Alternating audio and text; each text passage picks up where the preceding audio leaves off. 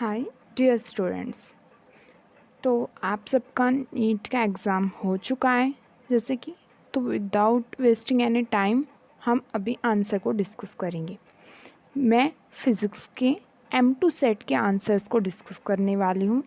ठीक है, मैं आपको डायरेक्ट आंसर बताऊँगी, वीडियो के बीच में सॉल्यूशन नहीं बताऊँगी, क्योंकि आप में से बहुत को जल्दी होगी कि जल्दी से हमें आंसर पता लग जाए। अगर आपको सॉल्यूशन चाहिए तो आप मुझे कमेंट सेक्शन में बता देना, मैं उसके लिए अलग से वीडियो बना दूँगी। ठीक है, तो लेट्स स्टार्ट करते हैं। फर्स्ट क्वेश्चन था an inductor of inductance L, a capacitance of capacitance C and a resistor of resistance R are connected in series to an AC source. Inductance, capacitance and resistance, ये तीन चीज़ें थी, इन्हें series में connect किया गया था एक पोटेंशियल डिफरेंस V से। ओके, और इनकी वैल्यूज़ आपको दे रखी है 40 वोल्ट, 10 एंड 40 रिस्पेक्टिवली। जो एम्पलीट्यूड है करंट का वो 10 इंटू √2 एम्पेयर था। आपको क्या बताना था? इम्पीडेंस। ठीक है, तो इस क्वेश्चन का आपका आंसर है option number 4, that is 5 ohm. Okay, note कर लीजिए, आप चेक कर लीजिए आपका ठीक है या नहीं। Next question, find the value of angle of emergence from the prism. Refractive index दे रखा था आपको, किसकी वैल्यू पूछी थी? इमर्जेंस के एंगल की वैल्यू पूछी थी। तो इसका आंसर है आपका 60 degree, that is option number 1। Okay, next question is question number 3। A dipole is placed in an electric field as shown. एक डाइपोल थी, उसे इलेक्ट्रिक फील्ड में रख दिया गया था। तो आपसे पूछा गया था कि वो किस डायरेक्शन में मूव करेगी। तो जो हमारी डाइपोल थी इस केस में वो राइट को मूव करनी थी, as its potential energy will decrease. क्यों? क्योंकि उसकी जो पोटेंशियल एनर्जी थी वो क्या करनी थी? डिक्रीज। तो इसका करेक्ट ऑप्शन होगा option number 2। Fine. Next is question number 4। Capacitor जिसकी कैपेसिटेंस C है उसे एक AC सोर्स से कनेक्ट किया गया था। उसकी वोल्टेज की इक्वेशन आपको दे रखी है, V is equal to V0 sine omega t. ठीक है, डिस्प्लेसमेंट करंट पूछा गया है दो कैपेसिटर की प्लेट्स के बीच में। ओके, तो ये बिल्कुल सिंपल सा क्वेश्चन था, आपको एक सिंपल फॉर्मूला यूज़ करना था और आपका आंसर आ गया first option, ID is equal to V0 omega C cos omega t. Fine. Next is question number 5। A thick current carrying cable of radius R carries current I uniformly distributed across its cross section. Variation of magnetic field. B की variation पूछी गई थी distance R के साथ from the axis of cable.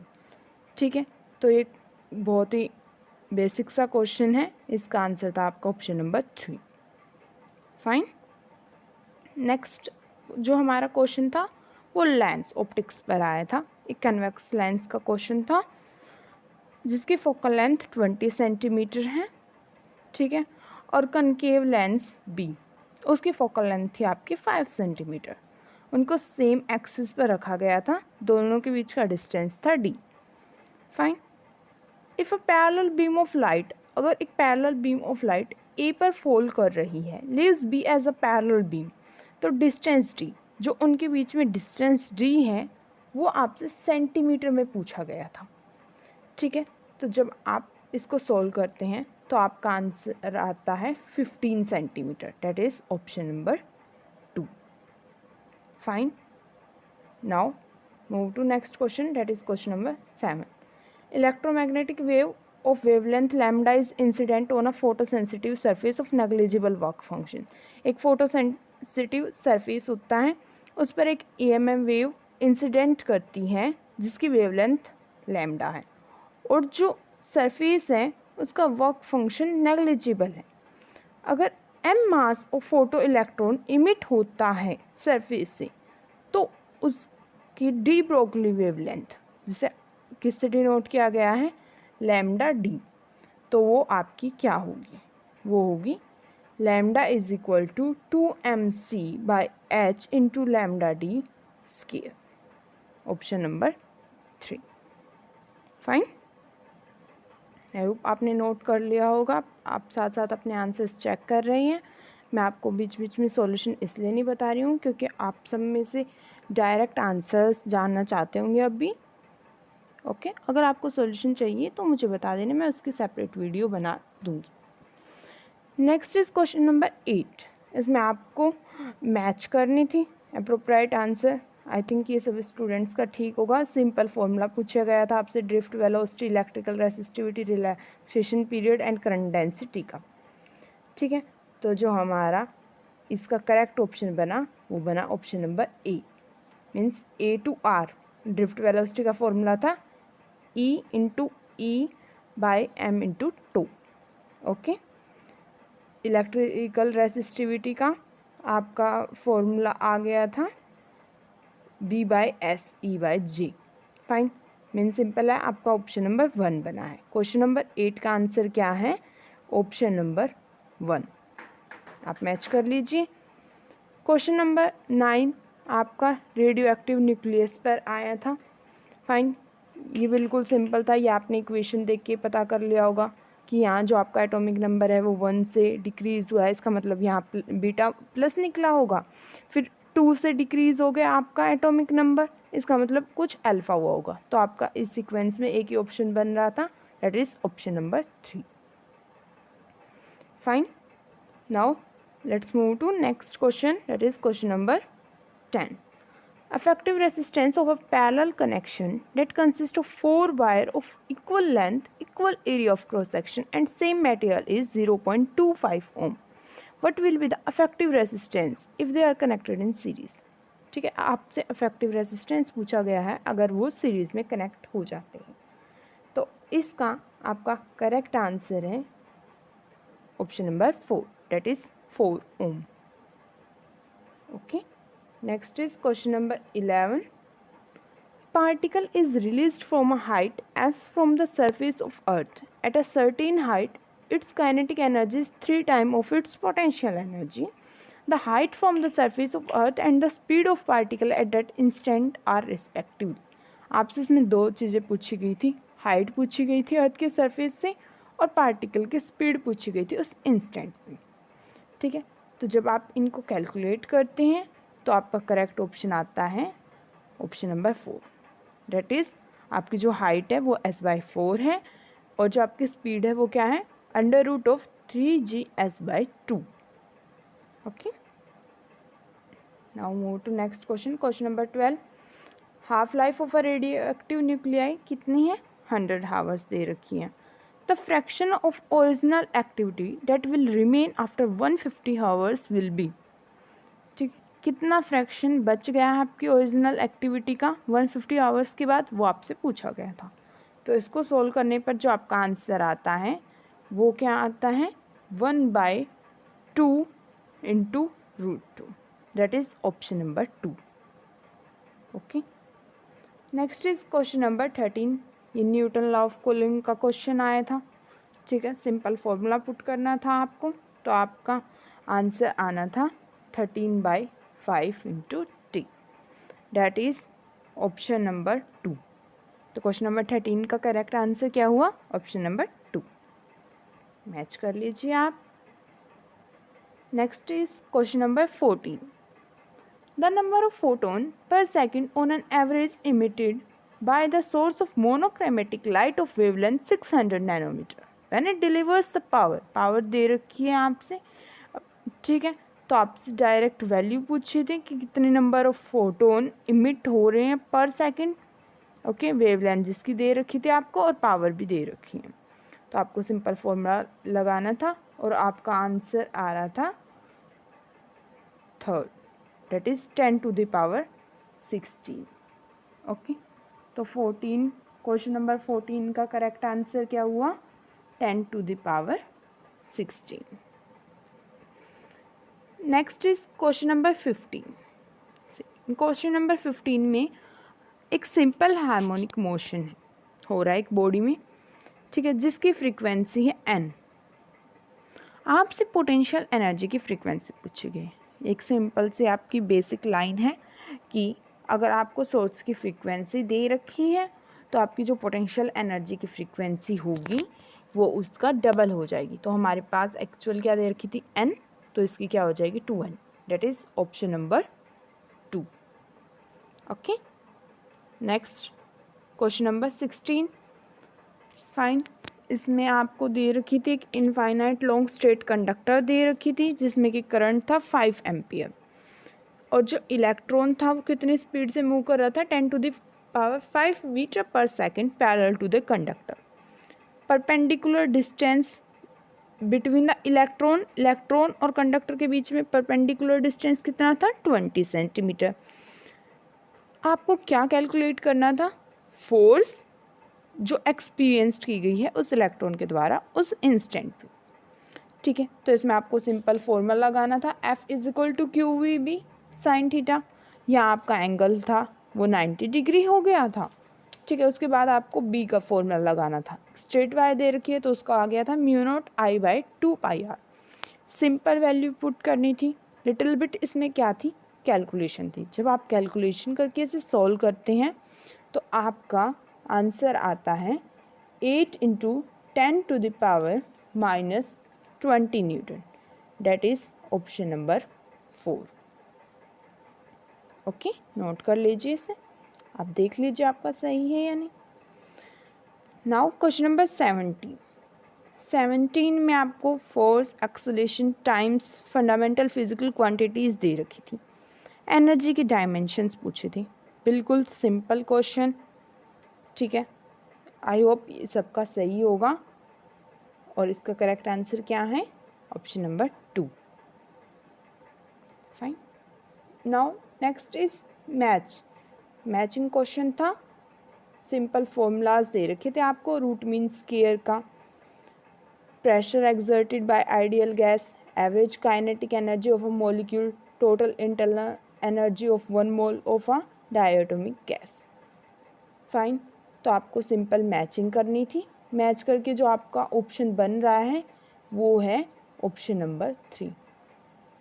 ठीक है, remember हम M2 set को डिस्कस कर रहे हैं, तो क्वेश्चन नंबर 18 का जो आंसर होगा वो क्या होगा ऑप्शन नंबर 3। अगर आपका कोई और सेट है तो क्वेश्चन तो सिमिलर है, आप सिंपल क्वेश्चन मैच कर सकते हैं, आपको पता लग जाएगा आंसर्स का। ठीक है, क्वेश्चन नंबर 19 में क्या है, एक स्मॉल ब्लॉक दे रखा है, वो एक स्मूथ इंक्लाइंड प्लेन पर डाउन मतलब नीचे को आ रहा है, स्टार्टिंग फ्रॉम द रेस्ट पे, जब टाइम क्या था 0 था। लेट क्या दे रखा है आपको, SN with the distance travelled किया गया है ब्लॉक के द्वारा कितने इंटरवल में, n-1 से n तक। ठीक है, तो आपसे रेशो पूछी गई थी SN/SN+1 की।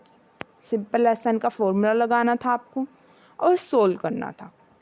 ठीक है, सोल्व करने के बाद जो आपका आंसर आ रहा है वो क्या है 2n-1 डिवाइडेड बाय 2n+1।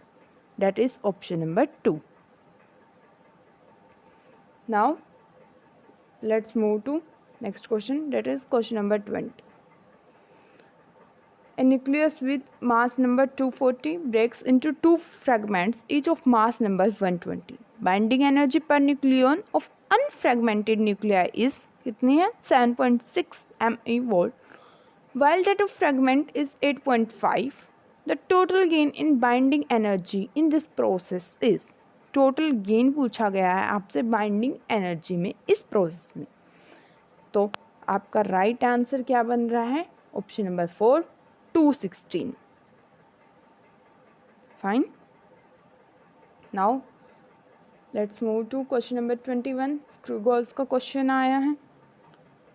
ठीक है, तो इसमें आप कैलकुलेशन करेंगे, आपका करेक्ट आंसर जो होगा वो होगा option number 2, that is 0.026 centimetre.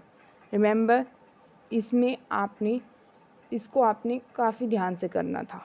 एक मिनट, इसका जो करेक्ट ऑप्शन होगा वो होगा option number 4, not option number 2। Okay, I am so sorry. यहाँ देखो, जो आपको क्वेश्चन में यूनिट्स दे रखी है वो मिलीमीटर में है। ठीक है, तो आपको एंड में अपनी यूनिट्स चेंज करनी थी। तो आपके एंड में यूनिट चेंज करके ऑप्शन नंबर 4 बन रहा था। फाइन, कुछ स्टूडेंट्स ने ऑप्शन नंबर 1 टिक कर दिया होगा, तो मैं आपको बता देती हूँ आपने यूनिट्स नहीं चेक किए हैं, आप पहले यूनिट्स देखिए। तो आपका करेक्ट ऑप्शन बन रहा है 4th। आई रिपीट, 21 का करेक्ट ऑप्शन है option number 4, that is 0.052 centimetre. Okay, next is question number 22। आपको एक सर्किट दे रखा है, ठीक है, उस इक्विवेलेंट कैपेसिटेंस बतानी थी। बिल्कुल सिंपल क्वेश्चन था, यहाँ आपके शॉर्ट सर्किट हो जानी थी एंड सिंपल आपको ये सोल्व करना था, और सोल्व करने के बाद आपका आंसर क्या आ गया 2C, that is option number 2। Now check your question number 23. A lens of large focal length and large aperture is best suited as an objective of an astronomical telescope. Telescope से question पूछा गया था, ठीक है। आप सारे points को पढ़िए। जो फर्स्ट पॉइंट है, a large aperture contributes to the quality and visibility of the images, correct है। A large area of the objective ensures better light gathering power, okay. A large aperture provide a better resolution, ये भी ठीक है। तो आपका correct answer क्या बन रहा है 4th, all of the above. Fine, next is question number 24। इसमें आपसे क्या पूछा गया है, रेशो पूछी गई है सरफेस चार्ज डेंसिटी की, ठीक है। किन स्फेयर्स पर, उन 2 स्फेयर्स दे रखे हैं, एक का रेडियस r1 है, एक का रेडियस r2 है, उन पर सरफेस चार्ज डेंसिटी की रेशो पूछी गई है, ओके। आपको फॉर्मूला पुट करना था, देन आपका आंसर आ गया था R2/R1, that is option number 2, okay. Now move to question number 25. Spring is stretched by 5 cm by a force of 10 Newton. The time period of the oscillation when a mass of 2 kg is suspended by it is. आपसे time period पूछा गया है जब इसे 2 kg के मास को suspend किया गया है। तो इसका करेक्ट आंसर बनता है 0.628 second, that is option number 4, okay.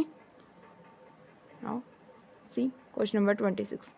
For a plane EMW propagation in x direction, which one of the following combination is correct for electric field and magnetic field? See, electric field and magnetic field का जो dot product होना था वो 0 के equal आना था।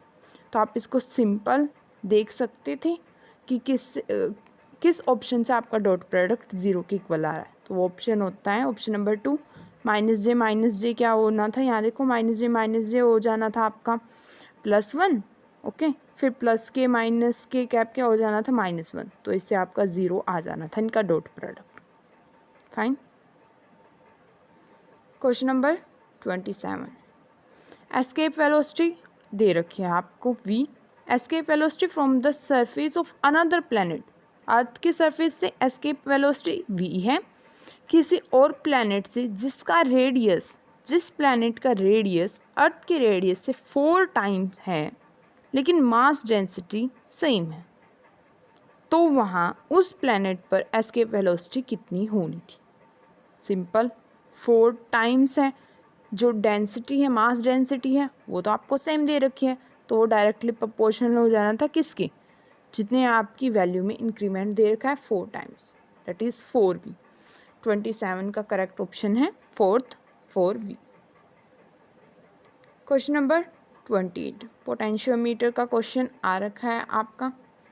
Fine, इसमें आपको कैलकुलेशन करनी थी और आपका आंसर आना था 60 centimetre, okay. Now C next question 29. Velocity of small ball जिसका मास m है एंड डेंसिटी d है, जब उसे कंटेनर में ड्रॉप करते हैं जो ग्लिसरीन से फिल है, उसकी जो वेलोसिटी होती है वो कांस्टेंट हो जाती है कुछ टाइम बाद। अगर ग्लिसरीन की डेंसिटी d/2 हो जाए तो विस्कस फोर्स कितना होगा जो उस बॉल पर एक्ट कर रहा है। तो आपका विस्कस फोर्स कितना निकलना था mg/2, that is option number 1, okay. See question number 30, parallel plate capacitors दे रखे थे जिन इलेक्ट्रिक फील्ड ई था। If the distance between the plates is D, area of each plate is A, energy store पूछी गई थी। Simple formula based question है ये, ठीक है। ज़्यादा इसमें आपको कोई कैलकुलेशन करनी नहीं थी, फॉर्मूला पुट करना था और आपका डायरेक्ट आंसर था half epsilon not e square a into d. Okay, that is option number 3। Next is question number 31, electron concentration n type semiconductor में किसकी इक्वल दे रखी है? Hole concentration in a p type semiconductor. तो क्या पूछा गया आपसे कि जब आप एक्सटर्नल फील्ड, इलेक्ट्रिक फील्ड को अप्लाई कर रहे हैं तो करंट क्या होगा? सी, इस क्वेश्चन में आपने सोचा होगा कि कंसंट्रेशन सेम है तो कोई करंट नहीं होगा। बेसिकली देखिए, यहाँ मोबिलिटी का रोल प्ले करता है। जो इलेक्ट्रॉन्स होते हैं उनमें मोबिलिटी ज़्यादा है as compared to hole, just because of their mass. So यहाँ आपका आंसर आना था current in N type is more than the current in P type, because N type में आपके पास क्या थे? इलेक्ट्रॉन, एंड पी टाइप में आपके पास होल थे। तो यहाँ मोबिलिटी का फैक्टर एग्जिस्ट करना था। तो 31 का आपका करेक्ट आंसर बनता है option number 3। Question number 32, statements दे रखी थी आपको और आपने आइडेंटिफाई करना था कौन सा करेक्ट है। जीनर डायोड आप सब जानते हैं रिवर्स बायस पे एक्ट करता है और वोल्टेज रेगुलेटर का रोल प्ले करता है। तो इसमें ऑप्शन नंबर ए तो बिल्कुल ठीक है आपका, फाइन। अब देखिए ऑप्शन बी में द पोटेंशियल बैरियर है जो पीएन जंक्शन का वो 0.1 टू 0.3 वोल्ट होता है। अगर हम एग्जैक्ट बात करें तो ये वेरी करता है, सिलिकॉन के लिए अलग है, जर्मेनियम के अलग है। मीन्स जो पोटेंशियल बैरियर होता है, सिंपल वर्ड्स में बात करें तो वो वेरी करता है। तो यहाँ जो ऑप्शन नंबर बी है उसका ए के साथ तो कोई रिलेशन नहीं है, ये बिल्कुल अलग से आया है। तो आप देखिए इसका जो पोटेंशियल बैरियर होता है वो 0.7 के पास जाता है, 0.7 वोल्ट, ठीक है। तो हम इसे इनकरेक्ट बोल सकते हैं कि जो हमारा ऑप्शन बी है वो इनकरेक्ट है। तो जो इसमें एग्जैक्ट आंसर बनेगा वो आपका आंसर नंबर 3 बनेगा। A is correct and b is incorrect. Okay, ये आपका एनटीए से भी एक बार कंफर्म हो जाएगा आंसर की जब रिलीज होगी, fine. Polar molecule are the molecule having a permanent electric dipole moment. That is option number 4. Okay. Next is if E and G respectively denotes energy and gravitational constant, then E by G. Simple आपको इसके लिए energy और gravitational constant की क्या पता होनी चाहिए थी, फॉर्मूला डायमेंशंस पता होनी चाहिए थी। तो ई बाई जी करना था आपको। बहुत सिंपल क्वेश्चन था ये भी आपके लिए। तो आपका करेक्ट आंसर बनेगा option number 1। Okay, M2L-1 T0, fine. Next is question number 35। इसमें आपसे क्या पूछा गया है? कितनी पावर जनरेट होती है? तो आपका कैलकुलेट करके जो एग्जैक्ट आंसर था वो आना था 8.1 किलोवाट। 35 का correct answer is option number 2। Now come to section B,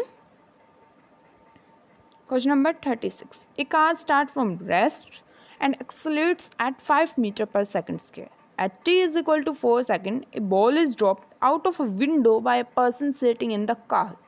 What is the velocity and the acceleration of ball at t is equal to 6 seconds?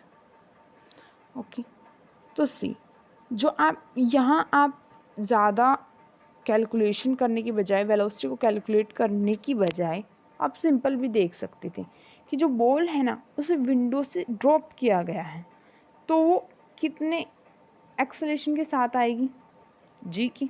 तो आप और फिर आप वेलोसिटी को भी कैलकुलेट करते तो आपका करेक्ट आंसर क्या बनता? Option number 4। That is velocity क्या होगी? 20 इंटू √2 मीटर पर second and acceleration is 10 metre पर second square, fine. Question number 37, ये आपका गेट से, लॉजिक गेट से रिलेटेड क्वेश्चन था। फाइन, इसका जो आपका करेक्ट आंसर है वो है ऑप्शन नंबर 3। इसको मैच कर लीजिए, आप देख लीजिए आपका सही है या नहीं। Next is question number 38।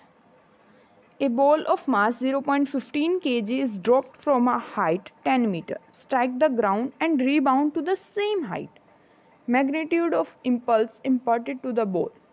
आपसे impulse का magnitude पूछा गया है, तो वो आपका आना था 4.2 kg मीटर पर second. That is option number 2। ठीक है। Our next question is question number 39। मैं कंप्लीट क्वेश्चंस नहीं पढ़ रही हूँ, उनको एक्सप्लेन नहीं कर रही हूँ, क्योंकि आई नो आपको आंसर्स जानने की बहुत ज़्यादा जल्दी है। ठीक है, तो मैं आपको डायरेक्ट आंसर बता रही हूँ। क्वेश्चन नंबर 39 का करेक्ट आंसर क्या है? Option number 4, that is 1/12 kg। Okay, 39 का करेक्ट आंसर क्या है? 1/12 kg। नेक्स्ट फिर आपका लेंस पर क्वेश्चन आया है।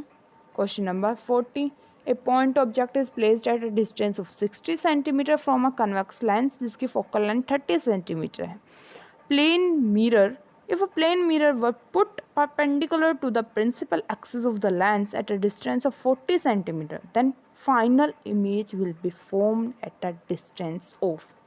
तो आपसे पूछी गई है फाइनल इमेज है वो कितने डिस्टेंस पर फॉर्म होगी। तो इसका आपका जो आंसर है वो होगा 20 centimetre from the plane mirror. Fine, अब आप कहेंगे 20 सेंटीमीटर फर्स्ट ऑप्शन में भी है एंड फोर्थ ऑप्शन में भी है, तो मैं बता दूं जो इमेज होगी वो वर्चुअल होगी।